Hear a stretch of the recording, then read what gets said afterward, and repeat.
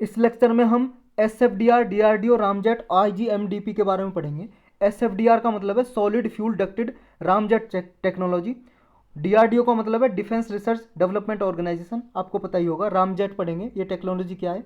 Integrated guided missile development programme क्या है। अब ये सब न्यूज़ में क्यों थे रिसेंटली, क्योंकि SFDR की वजह से। तो पहले SFDR को ही पढ़ेंगे जी। ये क्या है, solid fuel ducted ramjet technology. अभी DRDO ने, defence research and development organisation ने इसे सक्सेसफुली कंडक्ट किया है, इसका टेस्ट। SFDR का, solid fuel ducted ramjet technology का एक मिसाइल सिस्टम बनाया है जी। Air to air missile system, long range का, long range air to air missile system. ये इंडिजिनस डेवलपमेंट के लिए बहुत ही क्रूशियल है जी। मतलब इंडिजिनस का मतलब है अपनी कंट्री में ही हम क्या है डेवलपमेंट कर सकें, मिसाइल अच्छी बना सकें बिना किसी देश से इंपोर्ट किए हुए। तो इसके लिए बहुत ही अहम कदम है ये। आप देख सकते हो ये सॉलिड फ्यूल, ये टेक्नोलॉजी से बनाई गई जी। Solid fuel development ramjet technology से, ये जो आप देख रहे हो आप, SFDR टेक्नोलॉजी से मिसाइल बनाई गई है, solid fuel ducted ramjet technology से। अब इसके बारे में पढ़ते हैं जी, ये टेक्नोलॉजी होती क्या है। Solid fuel ducted ramjet technology, ये एक मिसाइल प्रोपल्सल सिस्टम है जी। मिसाइल प्रोपल्सल सिस्टम जो किस पे बेस्ड है, रामजेट इंजन प्रिंसिपल पे बेस्ड है जी। ये रामजेट प्रिंसिपल क्या होता है जी, सारा पढ़ेंगे। मिसाइल प्रोपल्सन सिस्टम का क्या मतलब है, सब पढ़ेंगे। ये सिस्टम क्या है, सॉलिड फ्यूल को एयर ब्रेथिंग रामजेट इंजन के थ्रू यूटिलाइज करता है। Solid fuelled air breathing ramjet engine को यूटिलाइज करता है। यूटिलाइज का मतलब है जी यूज, प्रयोग करता है। कैसे प्रयोग करता है, देखो जी। जैसे और सारे होते हैं रॉकेट सिस्टम, रॉकेट आपको पता है ना, रॉकेट लेके जाता है कुछ भी मिसाइल वगैरह को लॉन्च करने के लिए, या फिर कोई आपको सैटेलाइट भेजना हो स्पेस में, सैटेलाइट तो रॉकेट लेके जाता है, रॉकेट। तो रॉकेट क्या है जी, जैसे सॉलिड प्रोपेलेंट रॉकेट होते हैं जो, जैसे सॉलिड उनमें फ्यूल भरा होता है जी। जैसे रॉकेट जाएगा जी ये ऊपर, तो इसमें कुछ फ्यूल होगा ना, ईंधन, पेट्रोल वगैरह, डीजल वगैरह, जिससे चलेगा, ऊपर जाएगा। तो सॉलिड फ्यूल होता है जी, प्रोपेलेंट फ्यूल। तो इसके साथ साथ इसे फ्यूल को जलने के लिए, बर्न करने के लिए ऑक्सीजन भी चाहिए होता है जी। दूसरा टैंक होता है जिसमें ऑक्सीजन भरा होता है, ऑक्सीजन।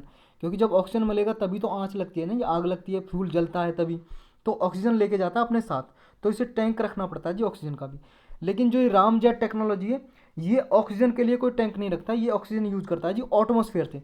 वातावरण में भी तो ऑक्सीजन होती है जी एटमॉस्फेयर में, उसको ये ड्यूरिंग द फ्लाइट वो एटमॉस्फेयर से ऑक्सीजन लेता है, उसको यूज करता है। इसलिए ये जो क्या है अलग है, unlike solid propellant rocket. Unlike का मतलब है जी इससे अलग। जैसे सॉलिड प्रोपेलेंट रॉकेट क्या है, ऑक्सीजन का टैंक लेके जाता है, फ्यूल लेके जाता है, फ्यूल के साथ ऑक्सीजन लेके जाता है, लेकिन रामजेट लेके नहीं जाता, ऑक्सीजन एटमॉस्फेयर की यूज़ करता है उससे।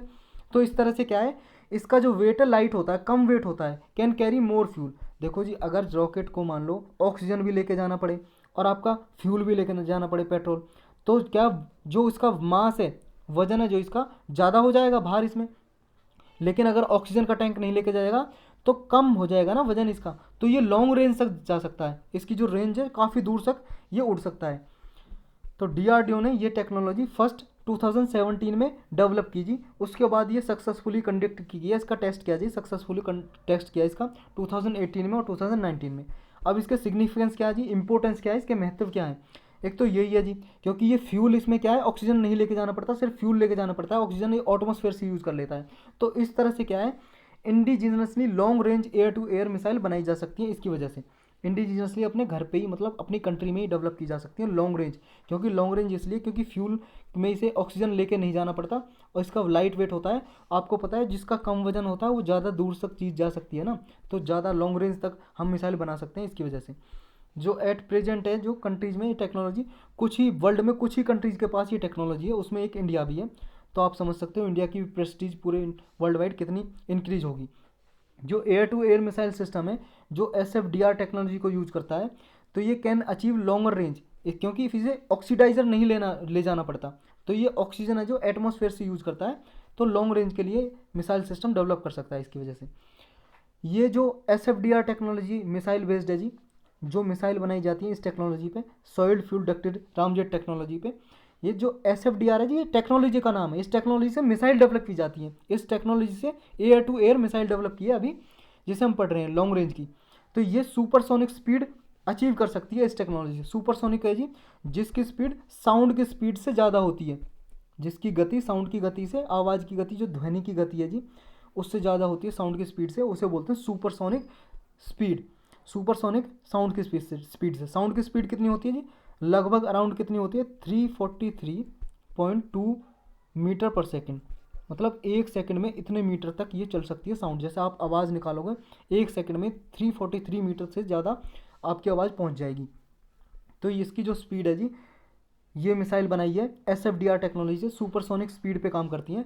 लेकिन ये क्या है, ये जो टेक्नोलॉजी है याद रखना, हाइपरसोनिक्स जो स्पीड है उसके लिए जो ये टेक्नोलॉजी है उसके लिए कैपेबल नहीं है, ज़्यादा एफिशिएंट नहीं है। वो आगे पढ़ेंगे हम इसे भी, याद रखना सुपरसोनिक स्पीड पे ये बेस्ड होती हैं। अब पढ़ते हैं जी DRDO। ये तो हमने मिसाइल सिस्टम जो बनाया था SFDR टेक्नोलॉजी पे बेस्ड, वो पढ़ लिया। आगे हम रामजेट को भी पढ़ेंगे, उससे पहले पढ़ते हैं DRDO के बारे में। डिफेंस रिसर्च डेवलपमेंट ऑर्गेनाइजेशन, ये मिनिस्ट्री ऑफ डिफेंस के अंदर काम करती है जी। जो हमारा रक्षा मंत्रालय उस वो एडमिनिस्ट्रेटिव कंट्रोल इसके हाथ में होता है DRDO का। ये एस्टेब्लिश की गई थी जी ताकि world class science and technology develop की जा सके हमारे इंडिया में, और जो डिफेंस के इक्विपमेंट वगैरह हैं वो ये घर पे हमारे कंट्री में ही बना सके, ताकि बाकी कंट्री से इंपोर्ट ना करना पड़े। इसलिए इसे सेटअप किया गया। कब सेटअप किया गया, इसे 1948 में 1958 में 1958 में इसे एस्टेब्लिश किया गया।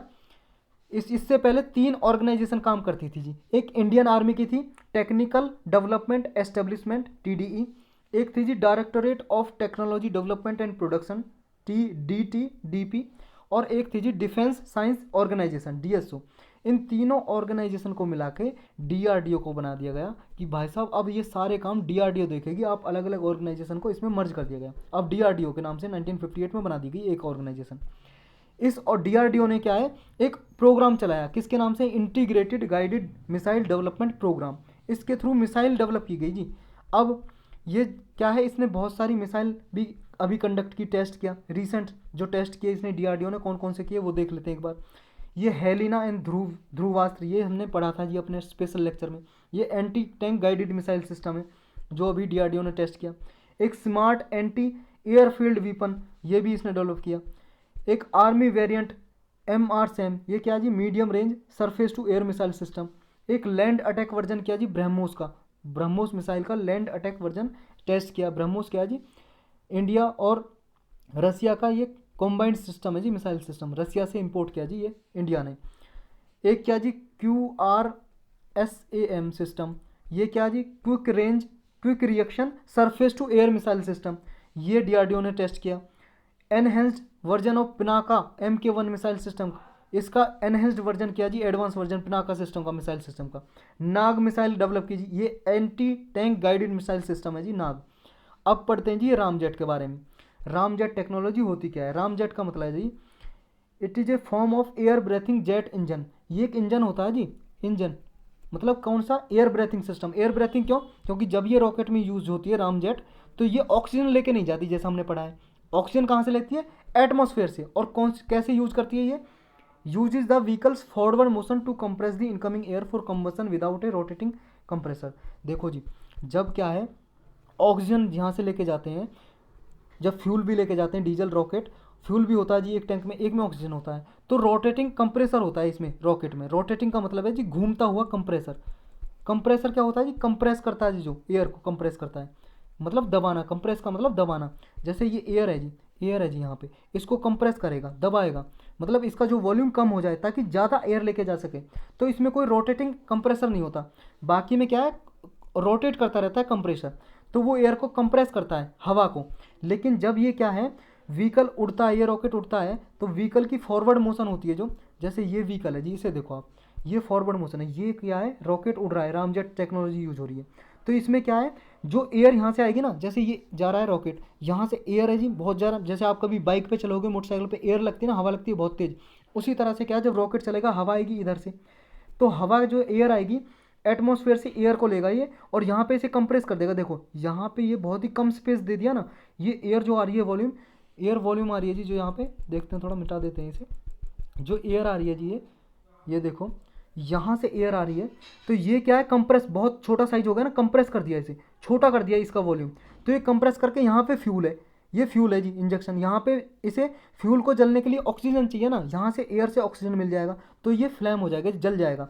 तो ये कंबसन चैम्बर है जी, यहाँ पे जलेगा फ्यूल और एनर्जी देगा रॉकेट सिस्टम को, रामजेट इंजन को। ये इंजन लगा हुआ है जी, और यहाँ से एग्जॉस्ट कर जाएगा जी। जब मान लो कोई फ्यूल जलता है तो पॉल्यूशन भी होता है ना जी, जैसे बाइक से देखा होगा आपने, धुआं निकलता है, तो ये एग्जॉस्ट यहाँ से हो जाएगा नीचे से। ऐसे काम करती है जी ये फॉरवर्ड मोशन को यूज करके एयर को कंप्रेस करती है, एयर को कंप्रेस करके ऑक्सीजन लेके यहाँ पे फ्यूल को कंबसन चैम्बर में यूज करती है। फ्यूल के साथ ये ऑक्सीजन जल उठता है और फिर ये काम करता है, एनर्जी प्रोवाइड करता है इसको। तो रामजेट जो वर्क है most efficiently at supersonic speed.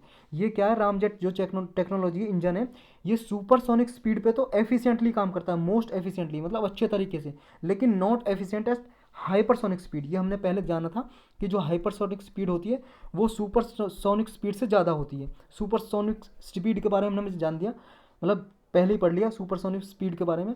Hypersonic speed क्या होती है जी, हाइपरसोनिक स्पीड होती है जी आपकी जो मैक 5 से ज़्यादा होती है, लगभग मैक MACH मैक 5 से जिसकी ज़्यादा स्पीड होती है उसे बोलते हैं जी सुपरसोनिक स्पीड से ज़्यादा हाइपरसोनिक स्पीड बोलते हैं उसे, मैक 5 से, मतलब साउंड की स्पीड से भी ज़्यादा ही होती है ये।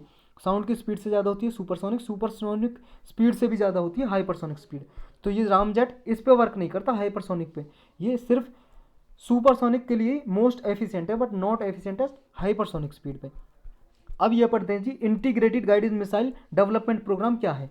ये क्या जी, हमारे पहले एक साइंटिस्ट हुआ करते थे डॉक्टर APJ अब्दुल कलाम, इन्हें मिसाइल मैन भी बोला जाता है जी। ये फॉर्मर प्राइम मिनिस्टर मतलब फॉर्मर प्रेसिडेंट भी थे जी, फॉर्मर मतलब पूर्व राष्ट्रपति थे जी हमारे देश के, फॉर्मर प्रेसिडेंट। और ये मिसाइल मैन भी बोला जाता है, इन्होंने हमारे कंट्री में मिसाइल डेवलप करने के लिए अहम योगदान इन्हीं का था, इसलिए मिसाइल मैन बोला जाता है इन्हें। इन्होंने मिसाइल टेक्नोलॉजी में इंडिया को सेल्फ सफिशिएंट बनाया जी, मतलब आत्मनिर्भर बनाया, सेल्फ सफिशिएंट। अब मिसाइल सिस्टम, मिसाइल टेक्नोलॉजी हमारे देश के अंदर इन्हीं की बदौलत है जी, जो हमारे देश में मिसाइल सिस्टम डेवलप किया जाता है।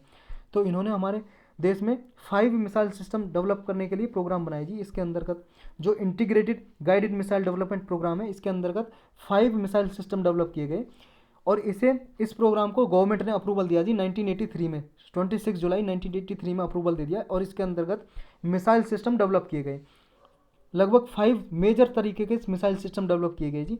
एक इसमें पृथ्वी डेवलप किया गया जी इस प्रोग्राम के अंतर्गत, जो integrated guided missile development programme है, इसी के अंतर्गत ये मिसाइल सिस्टम डेवलप किए गए, जिसका नाम है एक पृथ्वी। ये short range surface to surface missile ballistic missile system है जी। ये शॉर्ट रेंज का मतलब है जी, शॉर्ट रेंज है, लगभग 290 किलोमीटर की रेंज है जी इसकी शॉर्ट रेंज। और ये क्या है जी, सरफेस टू सरफेस का मतलब है जी सरफेस से ये उड़ाई जाएगी मिसाइल, और सरफेस पे किसी टारगेट को ये मार देगी। और एक है जी intermediate range surface to surface ballistic missile, ये अग्नि मिसाइल है जी, अग्नि मिसाइल इसके अंतर्गत लॉन्च की गई। एक त्रिशूल मिसाइल लॉन्च की गई, ये शॉर्ट रेंज की है जी। ये सरफेस टू एयर है जी। सरफेस टू एयर का मतलब है जी, यहाँ सरफेस पे कोई मान लो मिसाइल आ रही, मतलब कोई हेलीकॉप्टर उड़ रहा है जी दुश्मन देश का, तो उसको मार गिराएगी, डिस्ट्रॉय कर देगी। सरफेस से एयर में ये मार करती है, तो सरफेस टू एयर है जी त्रिशूल। एक medium range surface to air missile है जी, ये आकाश नाम से है जी। और एक है जी नाग, ये 3rd generation anti tank missile है जी। एंटी टैंक का मतलब है जी जो दुश्मन देश के, जैसे मान लो टैंक होता है जी, टैंक से क्या गोला बारूद निकालते हैं, गोला बारूद दागते हैं जी किसी देश पे, मतलब किसी सोल्जर वगैरह पे, टैंक किसी भी टारगेट पे। तो ये टैंक होते हैं ना जो आर्मी के, किसी की भी आर्मी के, उन टैंक को डिस्ट्रॉय कर सकती है नाग मिसाइल, तो इसलिए इसका नाम है एंटी टैंक मिसाइल सिस्टम। तो यही था जी इस लेक्चर में।